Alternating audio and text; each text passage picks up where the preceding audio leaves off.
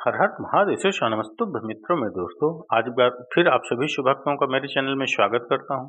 आशा करता हूं आप सभी शुभ भक्त स्वस्थ और फिट होंगे। आज मित्रों आप सभी शुभ भक्तों के लिए पथवारी की कथा और गंगा यमुना की कहानी लेकर के आया हूं। तो चलिए मित्रों, माताओं, बहनों, प्रेम से और मन लगाकर इन कथाओं को अवश्य श्रवण करिए और अपने जीवन में सुख और समृद्धि का वास करिए। तो चलिए मित्रों, माताओं, बहनों, कथा प्रारंभ करते हैं। मित्रों, माताओं, बहनों, कथा प्रारंभ करने से पहले मैं आप सभी शिव भक्तों, माताओं, बहनों से एक निवेदन करना चाहता हूँ कि आप सभी शिव भक्त मेरी इन जो कथाएं हैं इनको आप अंत तक अवश्य सुनिए, क्योंकि इन कथाओं को आप अंत तक सुनेंगे तभी आपको इन कथाओं के विषय में ज्ञान भी प्राप्त होगा और इन कथाओं से सुनने के बाद आपको लाभ भी प्राप्त होगा। तो चलिए मित्रों, माताओं, बहनों, तो चलिए शुरू करते हैं कथा।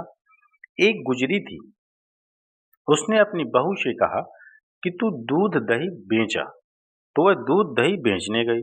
कार्तिक महीना था, वहां पर वह औरतें पीपल सींचने आती थी। तो वह भी बैठ गई और औरतों से पूछने लगी कि तुम क्या कर रही हो। तो औरतें बोली कि हम तो पीपल की पथवारी सींच रही हैं। तो उसने पूछा, इससे क्या होता है। औरतों ने जवाब दिया कि इसके करने से अन्न धन मिलता है, वर्षों का बिछड़ा हुआ पति मिलता है।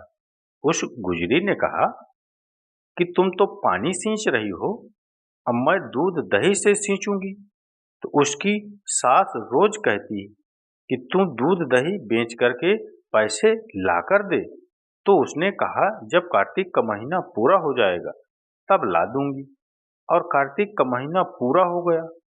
पूनम के दिन गुजरी पीपल पथवारी के पास धरना लेकर बैठ गई। पीपल ने पूछा कि तू यहाँ क्यों बैठी है। उसने कहा मेरी सास दूध दही के पैसे मांगेगी। तो पीपल ने कहा मेरे पास पैसे नहीं हैं, ये पत्थर डंडे पान पत्ते पड़े हैं, वह ले जा और गुल्लक में रख देना। जब सास ने पूछा पैसा लाई है, तो गुजरी ने कहा मैंने पैसे गुल्लक में रखे हैं। तब सास ने गुल्लक खोलकर देखी और सास देखती रह गई कि उसमें तो हीरे मोती जवाहरात जगमगा रहे हैं। पत्थर डंडे और पत्ते का धन हो गया। सास बोली कि तू इतना पैसा कहाँ से ले आई। तो बहू ने आकर देखा तो बहुत धन पड़ा हुआ था। तब गुजरी ने कहा सासू जी, मैंने तो एक महीना दूध दही से पीपल की पथवारी में सींचा था और मैंने उससे धन मांगा था। तो उसने मुझे पत्थर डंडे पत्ते दिए थे जो मैंने गुल्लक में रख दिए थे और वह हीरे मोती हो गए। तब सासू जी ने कहा कि अब की बार मैं भी पथवारी सींचूंगी। सासू दूध दही तो बेच आती और हंडी धोकर पीपल पथवारी में रख आती और बहू से कहती कि तू मेरे से पैसे मांग। तो बहू ने कहा कि कभी बहू भी सास से पैसे मांगती है। तो सास बोली कि तू मेरे से पैसे मांग ना। तो बहू ने कहा सास से दही के पैसे मांगे। बहू ने मांग लिए। तो सासू जी पीपल पथवारी पर जाकर धरना लेकर बैठ गई। तो डंडे पत्ते पान भाटे उसे भी दिए और कहा गुल्लक में जाकर रख दे। फिर बहू ने खोलकर देखा तो उसमें कीड़े मकोड़े चल रहे थे। गुजरी ने सास से कहा यह क्या है। तो सास देखकर बोली कि पीपल पथवारी ने तेरे को तो अन्न धन दिया और मुझे कीड़े मकोड़े दिए। तब सब बोले कि बहू तो शत से सींचती थी और सासू जी धन की भूख से सींचती थी। इसलिए हे पथवारी माता, जैसे बहू को दिया वैसे सब को देना और सासू जी को दिया वैसा किसी को मत देना।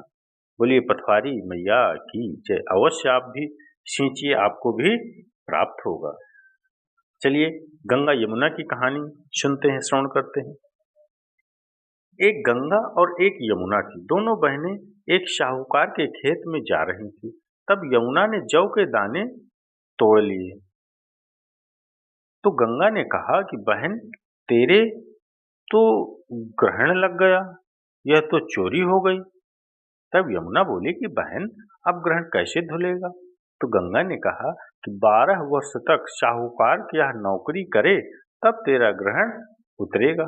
बाद में यमुना साहूकार के यहाँ गई और बोली कि मुझे तो नौकरी पर रख लो आप, मैं तुम्हारे सारे काम कर दूंगी, परंतु 4 काम नहीं करूंगी।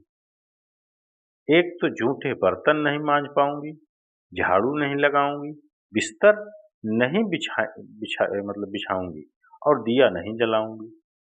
फिर साहूकार ने उसे रख लिया। 12 वर्ष के पश्चात जब कुंभ का मेला आया, तो साहूकारनी कुंभ के मेले में जाने लगी। तो यमुना ने उसको एक सोने का टका दिया और कहा कि वहां पर मेरी बहन को दे देना और कहानी कहना तेरी बहन ने भेजा है, और वो गोरे गोरे हाथ में हरी हरी चूड़ियां पहन लेगी, तो उसके वहां जाकर गंगा जी को सोने का टका दे दिया। तो उसने हाथ पसार के ले लिया और बोली, मेरी बहन जमुना से कहना कि उसके 12 वर्ष पूरे हो गए।